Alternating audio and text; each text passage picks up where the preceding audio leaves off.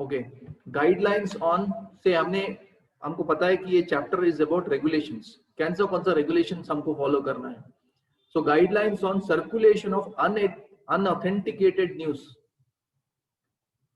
Unauthenticated news, कैसा भी news है, किसी ने भेज दिया, मैंने फॉरवर्ड कर दिया किसी को, ये रेगुलेटरी अप्रूवल नहीं है. आपका लाइसेंस कैंसिल भी हो सकता है. कोई म्यूचुअल फंड कंपनी वाला खुद का कुछ न्यूज बना के भेज देता है, ऐसा वीडियो निकाल के मार्केट के बारे में, ऐसा कुछ, then it is not right, it is not allowed. या कोई और करता है तो it is not right. So देखते हैं रेगुलेशन क्या है. Marketing intermediaries to have a internal code of conduct. Code of conduct का मतलब रूल्स रेगुलेशन क्या फॉलो करना है. Control, not encourage or circulate. Encourage भी नहीं करना है, सर्कुलेट भी नहीं करना है. और unverified information obtained from client, industry and trade or any other source of without verification. Access to blogs, charts, messages, etc. should either be restricted under supervision of class. Access should not be allowed. SEBI के website से निकाल के आप forward करते हैं, problem नहीं है. Okay, और रेफर करते हैं कि सेबी के वेबसाइट में ऐसा है, प्रॉब्लम नहीं है. लेकिन आप खुद का खुद बना के बताते हैं कुछ मार्केट के बारे में, not allowed. Logs for any usages of such, ऐसे उसके बारे में कुछ लिखना without any source, not allowed. Employees can forward any market related news received by the either in their official mail. Mutual fund company वाले employees जो है, उनको ऑफिशियल मेल हेड ऑफिस से जो है उसी को फॉरवर्ड कर सकते हैं. उसमें कुछ घुमा फिरा के नहीं कर सकते, खुद का मार्केट व्यू बना के नहीं देख सकते आपको. It is not allowed. Investment restrictions for schemes. General restrictions, mutual fund scheme can not invest in unlisted stocks. ये और एक फिल्टर है, लेयर है, सिक्योरिटी मींस आपके इन्वेस्टमेंट के रिस्क कम करने के लिए. म्यूचुअल फंड कंपनी वाले कौन से भी अनलिस्टेड, जिसके स्टॉक एक्सचेंज में लिस्ट नहीं हुआ है, ऐसे सिक्योरिटीज में नहीं इन्वेस्ट कर सकते. प्राइवेटली किसी इन्वेस्टर्स को पैसा नहीं दे सकते. Investment in a listed securities of group of companies and sponsor is limited to 25%. समझ लीजिए ग्रुप कंपनी का मतलब क्या है. समझ लीजिए L&T का एक म्यूचुअल फंड है और खुद वो पैसा कलेक्ट करता है, L&T म्यूचुअल फंड, और निकाल के पैसा L&T में ही डाल देता है. ऐसा अलाउड नहीं है. मैक्सिमम स्पॉन्सर कंपनियों में, क्योंकि एक एक कंपनी का बहुत स्पॉन्सर कंपनियां हैं, एक नहीं बहुत है, सो स्पॉन्सर कंपनियों में ज्यादा से ज्यादा 25% ही डाल सकते हैं. They may invest in other schemes of same mutual fund और other mutual funds limited not to more than 5%. किसी और स्कीम के फंड ऑफ फंड्स को छोड़ के किसी और स्कीम के फंड में 5% से ज्यादा नहीं डाल सकते of the NAV. No fees chargeable to such investment. These does not apply to fund of funds. मैंने बोल दिया आपको, फंड ऑफ फंड्स को नहीं चार्ज कर सकते. फंड ऑफ फंड को छोड़ के अगर किसी और फंड में आप पैसा डाल रहे हैं तो सिर्फ 5% डाल सकते हैं, और उसको भी फंड मैनेजमेंट फीस चार्ज नहीं कर सकते. All mutual fund scheme cannot own more than 10% of the company's paid up capital bearing voting rights. All mutual funds cannot own more than 10%. सभी म्यूचुअल फंड को मिला के 10% से ज्यादा टोटल कलेक्शन के 10% से ज्यादा वोटिंग राइट्स नहीं ले सकते एक म्यूचुअल फंड कंपनी. तो ये सब छोटे हैं. मैं आपको कितना भी बताऊंगा तो आपको याद नहीं रहेगा, आपको इसको सब पढ़ना है. Investment restrictions for schemes. Schemes में भी रिस्ट्रिक्शंस है कि डेट फंड है, डेट फंड में एक सिक्योरिटी में 10% से ज्यादा नहीं डालना चाहिए. मैक्सिमम 10%, 2% ज्यादा कर सकते हैं विद स्पेशल अप्रूवल, वही लिखा है इधर. इन्वेस्टमेंट इन अनरेटेड, हमने बात किया था कि क्रेडिट रिस्क के बारे में. अभी क्रेडिट रिस्क को कैसे अवॉइड कर सकते हैं. क्रेडिट रिस्क को ऐसे अवॉइड करते हैं कि क्रेडिट रेटिंग होता है हर एक बॉन्ड का, AAA रेटिंग, AA रेटिंग, ऐसा रेटिंग होता है. AAA मींस वो bond highly dependable, AA means थोड़ा कम, BB और नीचे वाला जंक बॉन्ड्स बोलते हैं. तो रेटिंग के हिसाब से इन्वेस्टमेंट करते हैं. Limits do not apply for government securities. ये सब ऊपर का लिमिट जो है 25%, 10% गवर्नमेंट सिक्योरिटीज के ऊपर अप्लाइड नहीं है, क्योंकि वो रेटेड नहीं है, हाईली डिपेंडेबल है। तो क्वेश्चन आएगा कि is government of India bonds are rated? It is not rated, it is sovereign bonds. Sovereign means highly dependable. So government of India bonds are not rated at all. उनको rating ही नहीं किया जाता. They are sovereign bonds.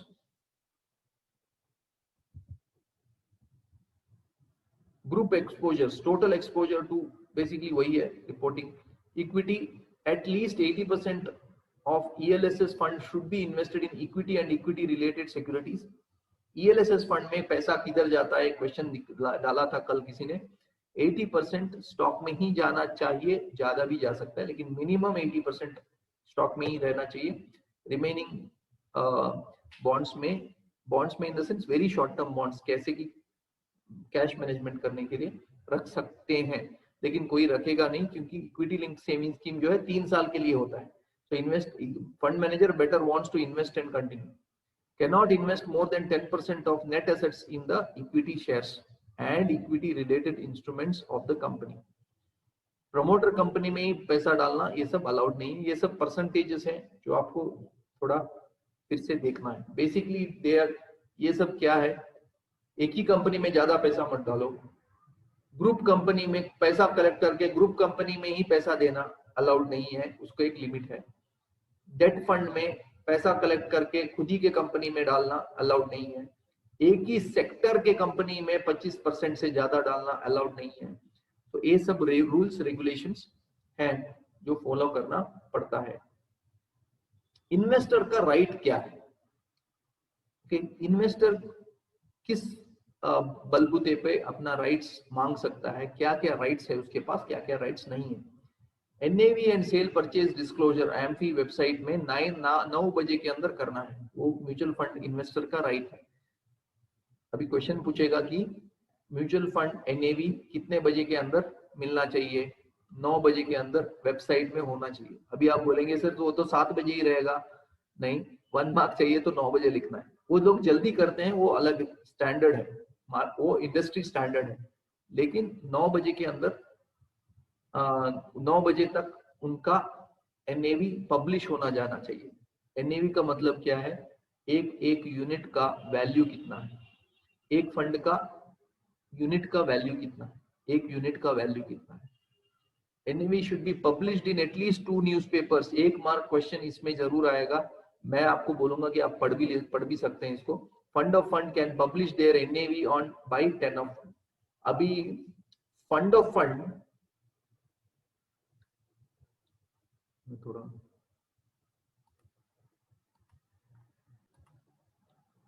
Yes कर दिया। सो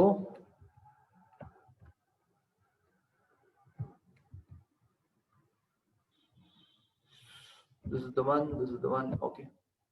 Investor rights for services, delay in dispatch of dividend warrant। 1 mark question आएगा इसके ऊपर।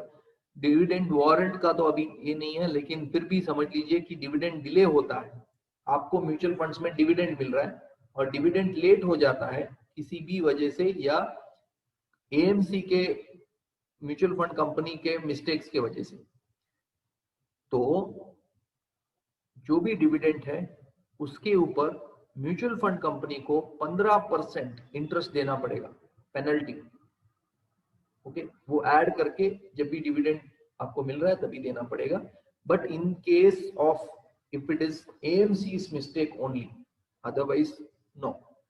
Investor is no कैसे हो सकता है? समझ लीजिए आपने एक अकाउंट दिया है और वो अकाउंट क्लोज करके आप AMC को बताना भूल गए और म्यूचुअल फंड वाले उसी अकाउंट में फंड ट्रांसफर कर रहे हैं और वो बाउंस बैक हो रहा है, आपका एड्रेस नहीं मिल रहा है, आपका फोन नहीं मिल रहा है। वो AMC वालों का मिस्टेक नहीं है, एसेट मैनेजमेंट कंपनी का मिस्टेक नहीं है, क्योंकि आपने इन्फॉर्म नहीं किया। लेकिन आपका सभी डॉक्यूमेंट ठीक है, लेकिन म्यूचुअल फंड कंपनी ने डिविडेंड ट्रांसफर नहीं किया आपके अकाउंट में, तभी वो AMC का मिस्टेक होता है। Investors whose folios transactions have taken place during the calendar month should be receive consolidated account statement। अभी CAS क्या है? म्यूचुअल फंड्स में म्यूचुअल फंड सर्टिफिकेट बोल के नहीं होता है।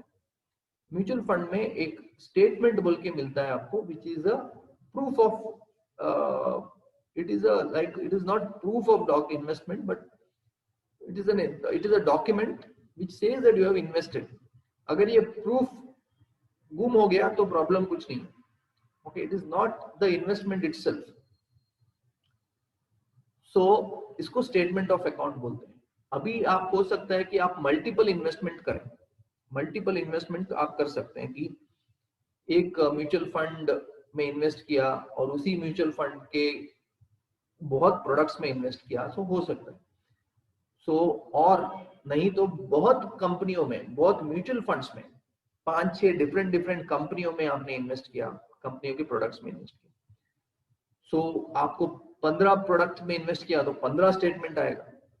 सो इसके बदले में आप पूछ सकते हैं कि मेरे को एक ही स्टेटमेंट दे दो, कंसोलिडेटेड दे दो। कंसोलिडेटेड के मतलब है एक ही स्टेटमेंट में 15 नाम और 15 एनएवी, 15 वैल्यूएशन इकट्ठा दे दो, तो उसको बोलते हैं कंसोलिडेटेड अकाउंट स्टेटमेंट। टाइम हो गया है लेकिन थोड़ा 5-10 मिनट लेंगे। CAS to send every half yearly consolidated account statement half yearly to be 10th on the next month of giving holding at the end of the 6 months. Okay, consolidated account statement को 6 महीने में एक बार देना है। ये सब soft copy of the statement of account shall be emailed, soft copy email करना है। ये सब रूल्स रेगुलेशन है। Right weight, the mutual fund has to deploy unclaimed dividend redemption. Okay, ये इंपॉर्टेंट है, 1 मार्क का क्वेश्चन। अभी समझ लीजिए कि किसी ने डिविडेंड से रिडम्पशन नहीं किया, अनक्लेम्ड डिविडेंड एंड रिडम्पशन। कुछ रिडम्पशन हुआ है, पैसा विड्रॉ हो गया है म्यूचुअल फंड कंपनी से, आप ही ने, इन्वेस्टर ने किया है विड्रॉवल, लेकिन हुआ यह है कि उसके बाद में इन्वेस्टर का आता पता नहीं, समझ लीजिए ऐसा कुछ हुआ है। या डिविडेंड को ट्रैक नहीं कर पा रहे हैं, कस्टमर किधर है पता नहीं है, कस्टमर को कंटिन्यूअसली मेल जा रहा है, कोरियर जा रहा है, लेकिन कस्टमर रेस्पॉन्ड नहीं कर रहा है, तो इन दैट केस क्या होगा? सो इन दैट केस क्या होगा कि पहला 3 साल, so the mutual fund that to deploy unclaimed dividend and redemptions in money market investment, either redemption or dividend amount, money market जो लिक्विड फंड जैसे था, मनी मार्केट फंड में डिप्लॉय होगा, और उसके ऊपर जो डिप्लॉय होता है उसके ऊपर सिर्फ या ज्यादा से ज्यादा 0.5% expense ratio, fund management fees, not expense ratio, fund management fees charge कर सकते हैं, उससे ज्यादा नहीं। अभी ये 3 साल तक वेट करेंगे वो लोग। 3 साल हो गए, 3 ईयर हो गए, ये तो इनकम नहीं हुआ म्यूचुअल फंड कंपनी का, नहीं तो किसी को भी वो बोल देंगे कि आपका पैसा, आपका तो एड्रेस नहीं मिल रहा है हमको। सो ये इनकम नहीं होता है। इसका क्या होता है, 3 साल तक वेट करते हैं। 3 साल के बाद उसको क्या करते हैं, इधर देखिए, if investor claims the money within 3 years then the payment is based on the prevailing NAV. तो इधर जो भी एनएवी है मनी मार्केट फंड का, उसी के हिसाब से उसको पैसा दिया जाएगा। समझ लीजिए 1 लाख रुपए, 1 लाख रुपए का लिक्विड फंड का जो भी इनकम आएगा उसको ऐड करके उसको दे देंगे। वो कब? Within 3 years। अभी 3 साल के बाद आ गया, after adding income. If the investor claims the money after 3 years then the payment is based on the NAV of the 3rd year। इसके बाद में वो आ रहा है तो उसको last day of the NAV, 3 साल का इधर एनएवी कितना है, नेट एसेट वैल्यू, वही जो एनएवी है उसी के ऊपर उसको पैसा रिटर्न दिया जाएगा। Okay, point number 2। Point number 3, AMC is expected to make continuous effort to remain the investors through the letter and claim। उसको कॉल करते रहेंगे, फोन करते रहेंगे, ईमेल भेजते रहेंगे। Annual report has to maintain unclaimed amount. Annual report में unclaimed amount का story लिख के देखना है, means they are supposed to mention. Investor must first approach, okay हो गया हमारा। तो this is what it is, इधर किधर है, okay so this is what it is, or AMC is expected to make this thing, annual report has to maintain, तो इतना है। so 3 साल के अंदर, नहीं तो last day of the NAV उसके ऊपर चार्ज किया जाएगा। that's all it is, the money will remain with AMC only, जब तक क्लेम नहीं होगा उधर ही रहेगा। और that's all it is। आगे देखते हैं क्या है इसके बारे में, और भी है आगे मिलेगा आगे के class, remember investors. so that's all for 5 minute और ले लेता हूं, देखते हैं क्या है। सो ये मैंने बोल दिया था, ISE कुछ रिड्रेसल है, कंप्लेंट है, फिर से उधर ही जा रहे हैं। एनीथिंग रिपीटिंग, इसका मतलब है कि वो उसका इंपॉर्टेंस ज्यादा है, उधर क्वेश्चंस आ सकते हैं। Investor must first approach investor service centre, हमने प्रीवियस स्लाइड में देखा था कि कुछ भी कंप्लेंट है तो ISE में जाएगा, AMC हेड ऑफिस जाएगा, उसके बाद में सेबी को जाएगा।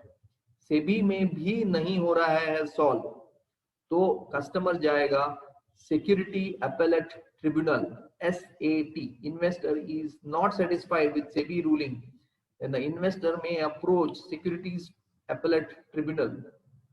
Mutual fund should, okay. So mutual funds should annually disclose the details of complaints. ये सब हो गया है।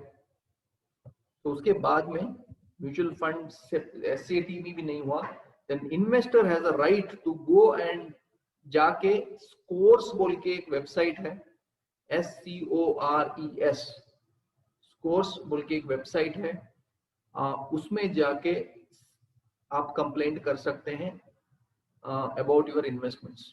ये सेबी का ही है।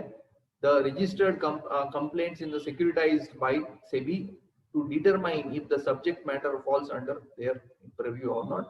सो कम्युनिकेशन कैसे होगा सेबी के साथ, स्कोर्स बोल के एक वेबसाइट है, उसमें जाके आपको कंप्लेंट कर सकते हैं आप एनी इन्वेस्टमेंट चैलेंजेस के ऊपर। सो